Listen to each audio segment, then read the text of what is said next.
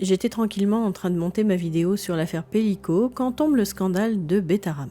Donc je laisse de côté le procès Pellico, ça peut encore attendre, et je m'engouffre dans cette sordide histoire, une de plus, qui se passe dans un prestigieux mais non moins sombre établissement scolaire catholique situé à l'Estelle Betaram dans le Béarn, au pied des Pyrénées à quelques kilomètres de Pau et de Lourdes, où, depuis la fin des années 90, les plaintes pour violences physiques, des agressions sexuelles et viols se multiplient contre des prêtres et des surveillants du pensionnat. Tout d'abord, comment a émergé cet iceberg ? Même si depuis quelques mois, le nom de cette institution résonne dans la presse pour diverses raisons, il faut bien cerner que les premières plaintes sont bien plus anciennes et remontent aux années 60. L'institution Notre-Dame de Betaram est bien connue dans le Béarn pour être un établissement avec une éducation à la dure. Qu'est-ce que Notre-Dame de Betaram ? C'est un collège et un lycée, donc une cité scolaire, catholique, fondée en 1837 par Michel Garicoïtz. Celui-ci a aussi créé la congrégation des prêtres du Sacré-Cœur de Jésus de Betaram, qui est implantée dans 15 pays et qui a pour mission l'évangélisation, l'aide aux activités pastorales et à l'enseignement. Dans cette enceinte, la congrégation est chargée d'encadrer la scolarité des enfants. La congrégation est en voie de disparition en France, mais essaime encore dans d'autres pays. Pour preuve de sa puissance, cette congrégation se positionnait au sein même du Vatican. En effet, l'ancien directeur de Notre-Dame de Betaram, de 1993 à 1999, le père Vincent Landel, a été nommé archevêque de Rabat, au Maroc, du 5 mai 2001 au 29 décembre 2017, suite à son passage à la direction de Betaram. Vous remarquerez néanmoins que dans sa biographie, issue du journal du Vatican de décembre 2017, date à laquelle sa démission pour raison d'âge a été acceptée par le pape François, il n'est nullement fait mention de ses 6 années passées en tant que directeur à Notre-Dame de Betaram. En 2009, l'institution va changer de nom et devenir le Beau Rameau. Les récits entourant la violence et la cruauté des sanctions sont remontés aux oreilles des parents qui bien souvent font la sourde oreille ou renvoient l'enfant à ses responsabilités. Les habitants de la région, eux aussi, entendent parler de ce qui se passe dans l'enceinte de ces murs, mais compte tenu de la réputation de l'établissement, cela ne choque pas. Ça vous dérange pas ? Oui, pour le coin, oui. Les premières plaintes pour violences sexuelles commises par des prêtres et des surveillants remontent au moins aux années 60. L'omerta est si puissante que les écoliers de l'époque se sont fait discrets jusque-là. En 1957, le père Henri Lamas est nommé enseignant à l'Apostolica, c'est-à-dire le petit séminaire de Notre-Dame de Betaram, qui regroupe alors 70 enfants et adolescents âgés de 10 à 17 ans. Il surveille également le dortoir, où il se serait livré sur des enfants à des masturbations et à des fellations. 4 ans plus tard, ses premières victimes dénoncent les faits auprès du responsable de l'établissement. En réponse, une des victimes, Jean-Marie Delbos, un orphelin âgé de 15 ans, est peu après interné à l'hôpital psychiatrique militaire de la Cité Royale et, à sa sortie de l'hôpital, 3 prêtres menacent sa grand-mère, qui est sa responsable légale, de saisir ses biens si l'affaire s'ébruite. Arrivent 4 curés et ils disent à ma pauvre grand-mère, si cette affaire a des suites, on vous fera saisir vos biens. En 2010, il raconte son calvaire dans une lettre qu'il envoie à Rome. Il dénonce également les faits à la gendarmerie de Navaran, mais les faits sont maintenant prescrits. L'auteur présumé, le père Lamas, est alors muté en Cisjordanie à Bethléem la même année. En 2015, la victime présumée rencontre Marc Ayé, évêque du diocèse de Bayonne, où se sont produits les faits. Une enquête canonique ouverte en 2017 considère également les faits comme trop anciens.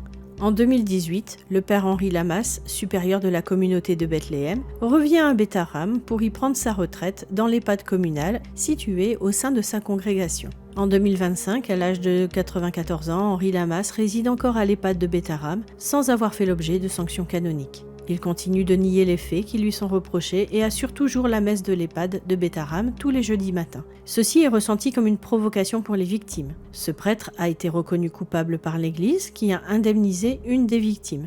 Et la congrégation le protège et continue de le mettre en avant. C'est du mépris, s'agace Alain Esquer, porte-parole des victimes de Betaram, dans une interview de France 3 Nouvelle-Aquitaine du 24 janvier 2025. Dans les années 90, un prêtre écroué et un laïc condamné. Les années passent, après l'affaire Lamas, les exactions continuent tout en restant impunies. Quelques signalements d'anciens élèves remontent tout de même quelquefois à la surface. C'est en 1996 qu'une affaire médiatisée va éclater au grand jour. Celle de l'affaire Debert qui débute avec la plainte déposée par les parents de Marc, 14 ans, en février 1996, après une nuit de punition au Perron, en décembre 1995, par des températures proches de zéro. Une punition consistant à envoyer les élèves en sous-vêtements et t-shirts sur une estrade située près de la rivière, le Gave de Pau, ainsi qu'une gifle qui lui a percé le tympan et fait perdre 40% d'audition le 31 janvier 1995. Depuis 2 jours, les gendarmes enquêtent à l'école Notre-Dame de Bétharram parce qu'un élève a osé parler de la gifle donnée par le surveillant général l'an dernier et d'une punition très sévère infligée en décembre par un élève surveillant du dortoir.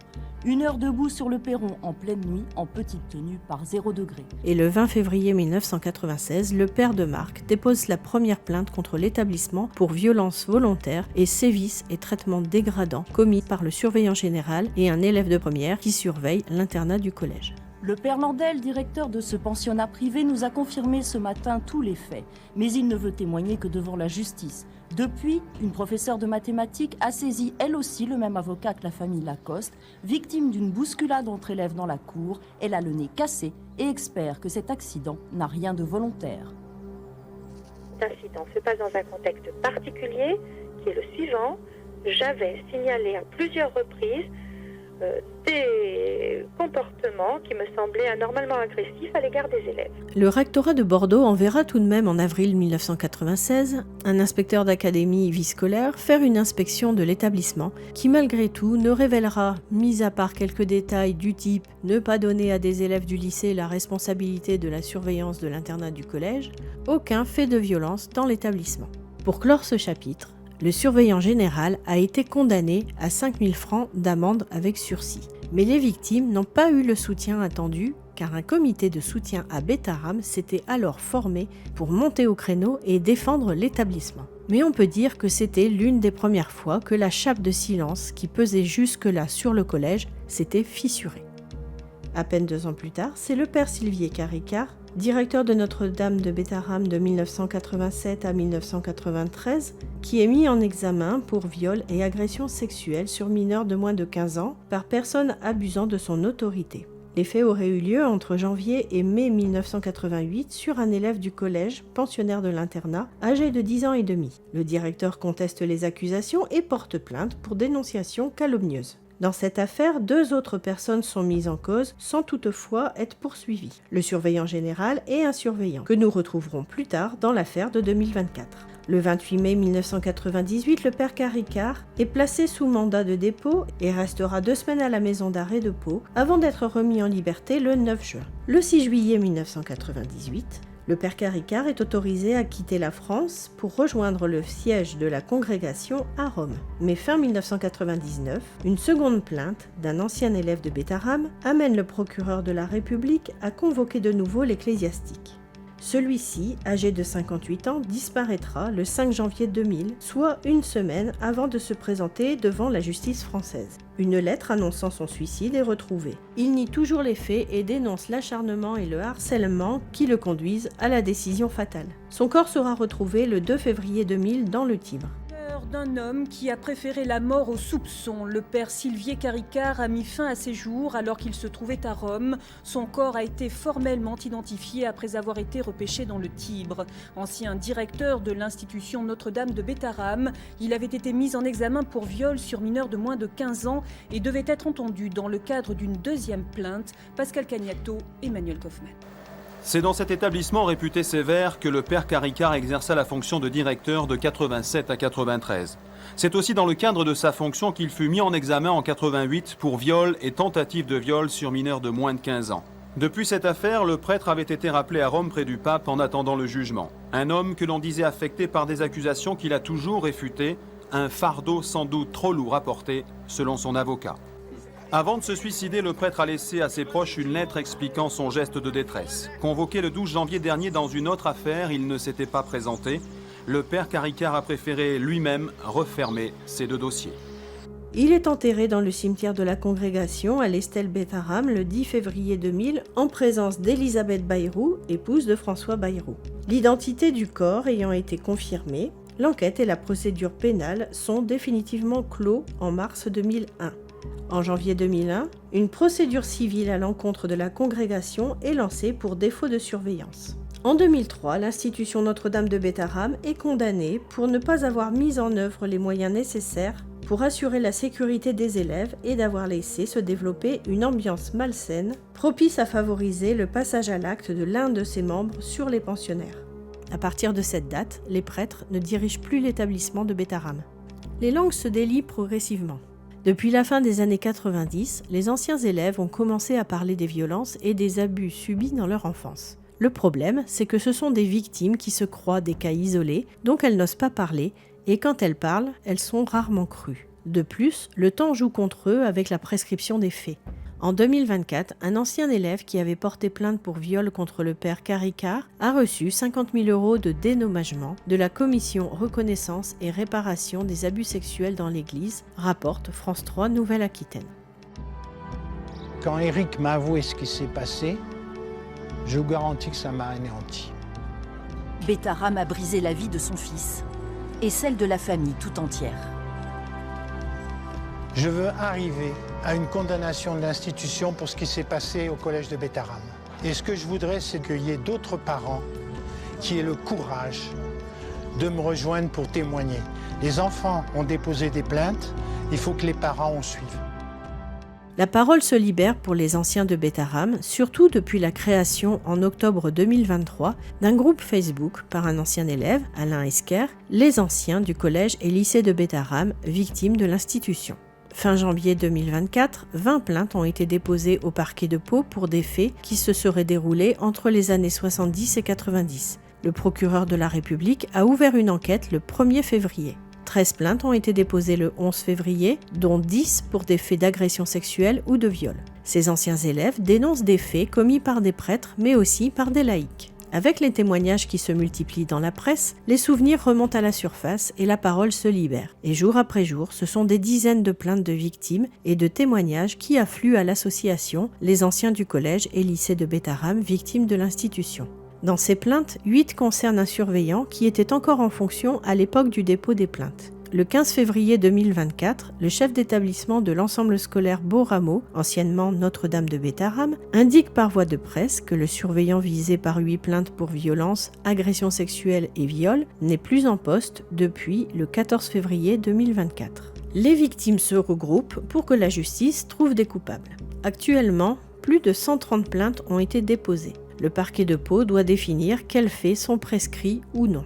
Les anciens du collège et lycée de Bétharram, victimes de l'institution, avec Alain Esquer comme porte-parole, continuent de recueillir les plaintes et les témoignages. Leur but est de cibler les responsabilités individuelles et collectives. De tels comportements déviants ne peuvent pas perdurer pendant des décennies sans au minimum un laisser-aller des autorités de l'époque, des soutiens, voire des protections, une omerta soit auto-entretenue, soit organisée par la peur. Et pour que la justice puisse démêler et surtout faire des liens, il faudra un maximum de témoignages, soit de personnes qui ont été scolarisées à Bétharram, ou qui y ont travaillé, ou qui savent quelque chose à propos de Bétharram, avec des preuves si possible. Si vous êtes dans ce cas, contactez les anciens du collège et lycée de Bétharram, victimes de l'institution, par le groupe privé Facebook qui porte le même nom, ou par un mail à l'adresse suivante.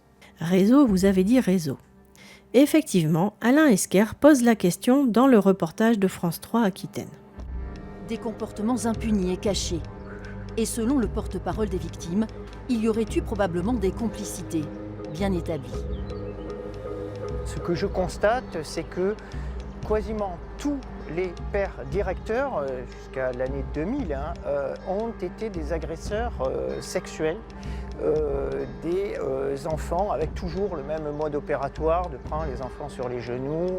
C'est pas possible qu'il n'y ait pas eu à un moment ou à un autre des connivences, en tout cas des arrangements entre les prêtres et les laïcs, y compris peut-être même avec des élèves. Un caractère systémique des agressions et une pratique de groupe révèlent bien une notion de réseau.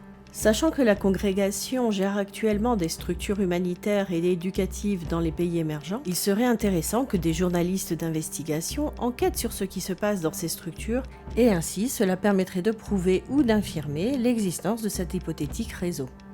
Faisons maintenant le point sur la situation en ce début du mois de mars. Le mercredi 19 février, 3 hommes sont placés en garde à vue. Ils sont soupçonnés de viol aggravé, agression sexuelle et ou violence aggravée. D'après une source proche du dossier, il s'agit respectivement d'un prêtre et de 2 laïcs, dont l'un avait été démis de ses fonctions en février 2024, peu après l'ouverture de l'enquête, alors qu'il était visé par au moins 8 plaintes. L'autre est un ancien surveillant général. Antoine, prénom modifié, 48 ans, incrimine, lui, le surveillant écarté l'an dernier. Jean-Marie Delbault, 78 ans aujourd'hui, lui met en cause le nonagénaire, jeune ecclésiastique, quand il le vit arriver au dortoir en 1957. Brice Ducot, 49 ans, interne à Bétarame entre 1984 et 1991, ciblant l'un des suspects, surnommé « Cheval » à l'époque. Allusion à la chevalière qu'il portait à une main et qu'il retournait avant de gifler un élève. Le jeudi 20 février, le prêtre de 94 ans est remis en liberté, les faits étant prescrits. Mais il a tout de même reconnu ces faits devant les gendarmes. De même, le vendredi 21 février, le surnommé Cheval est remis en liberté pour des faits prescrits. Seul l'ancien surveillant sera mis en examen après la fin de sa garde à vue.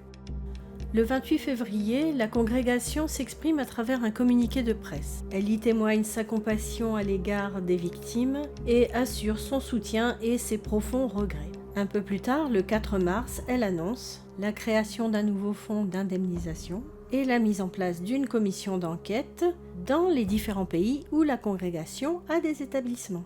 Et à partir du 10 mars, c'est la commission d'enquête parlementaire sur les violences dans les établissements scolaires qui se réunira. Elle va procéder à des auditions pendant 6 mois, auditions que nous pourrons consulter sur le site de l'Assemblée nationale.